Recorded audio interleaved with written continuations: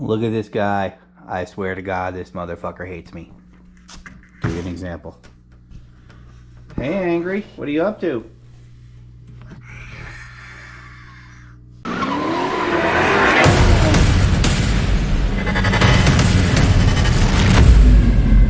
Guys, welcome back to the channel. So, today we are going to be clearing out the basement and getting all the miscellaneous parts thrown back onto this car. And when I say today, I really mean the whole next week, so I'm really not in a rush. So, first part I went down and grabbed. Got my little 2.5-inch exhaust tips. And, yeah, these are exactly 2.5 inches. So, I'm going to be doing some cutting, going to be doing some welding. We'll get these on there. We're going to circle back to these, though. They're not that important. My goal, mostly for tonight, is to get the front end on here. Radiator and everything. Now I went through, I just bent all my lines here, so these are pretty close to where they got to be. You can see I had them marked with tape. They'll bend into place and hopefully the fan won't cut them in half. And unfortunately, my radiator here had these stupid metric studs, so these are the only ends that I can use on this radiator for the transmission cooler. So after going to 3 different stores, not finding anything compatible, my only option is going to be get that on there and hose clamp it. But it'll work. So I'm going to get this all set, get the radiator on, get this clamped in place. While the radiator's out, I got to clamp my lower hose, and we're going to get this going. Easy enough. I heated up this hose, threaded it on there, tightened it with a clamp. So let's pop this in place. Well, radiator's in, overflow's in, MSD box reconnected. I think I'm gonna go downstairs and start grabbing some grill parts. I don't remember, I think the cross brace is gonna have to go in first, and then the grill will go around that. And we gotta get the bumper. I'm just gonna go start grabbing stuff, but before anything, I gotta clean this place up, man. I'm tripping over like all sorts of shit, so let me jump on that. Oh, I gotta get the exhaust done too. Alright, next morning here, and while the wife was away at church, we ended up putting the grill together here on the couch because I can no longer work on my floor over here. So we're going to run out in the garage and we're going to put the grill on. Now this is pretty easy, just a couple pop rivets across the top and then the bottom goes on, the sides go on. So let's go out and get this started.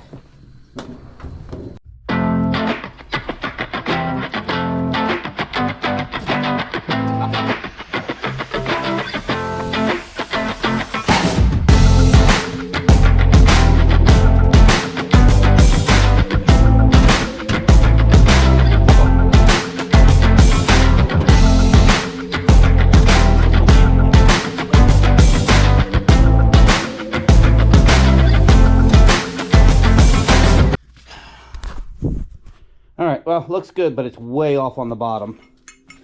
Like, it's off by a good 1.5 inches. I gotta figure out what's fucked up without scratching it up. But yeah, I'm pretty happy with that, though. That took a hot minute, but she's on. And she looks pretty good. I don't remember if there were some sort of bumpers or something in these end holes. So we're going to skip that for right now. I'm assuming there's got to be something for the hood to lay on, but I think we're going to grab the bumper. So, of course, the one time I don't record putting something on, my dumbass tried putting the back bumper on the front.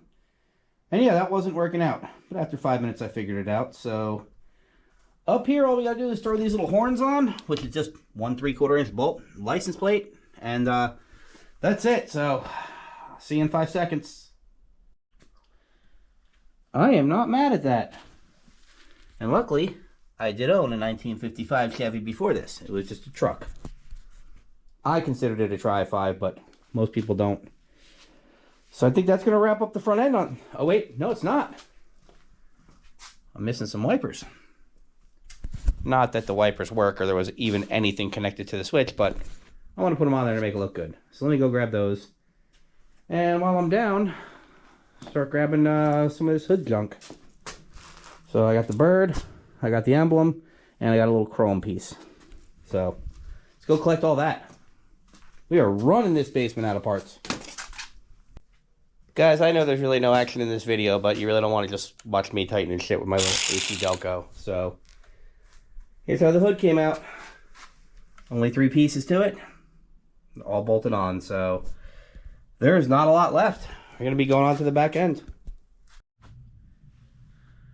Okay, I'm not going to lie. This is not a pretty motor. Yet. But we're working on that. So, I got me some of this nice Pour 15 Chevy orange engine enamel. We got 100 paintbrushes. We're about to go to town on this. So I'll see you in a little bit. Check it out. I did a little bit of mechanicking. And by that I mean I took a couple brackets, the alternator off, the fan, and my fuel rail. You know, that thingy right there. So here we are, first coat. I mean, this is basically just a primer coat, but kind of get the idea. So I still have to get, you know, further up there, but not bad. I'm debating on pulling the intake, but that's going to require me to take the distributor out, and that is beyond my capabilities. I mean, the carb, that's not a problem, but the intake, I don't know. We'll see. We'll see. So I'm going to keep on going here, getting this thing all primed before I switch up to a different brush. So let's go. Here's a little trick for you guys before I forget. If you want to be an idiot and use little tiny paintbrushes to paint your motor, and you kind of want the nuts to look like you took them off, take an old socket.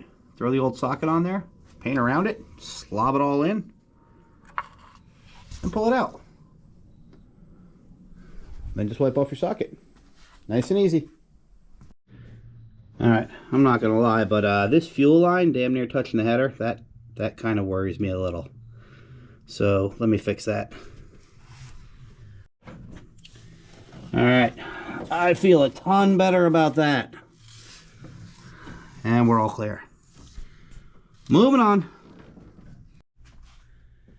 Here we are, we got 2 coats on her, and yeah, she's really shaping up. Not bad for a couple little paintbrushes. She's getting there. 3 coats later. Man, she is bright. Tell you what, man. For a little paintbrush, not too bad.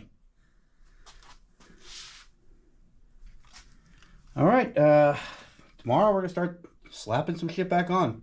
We are going to have to do something about that intake. But, luckily, I still got like 60 brushes left over.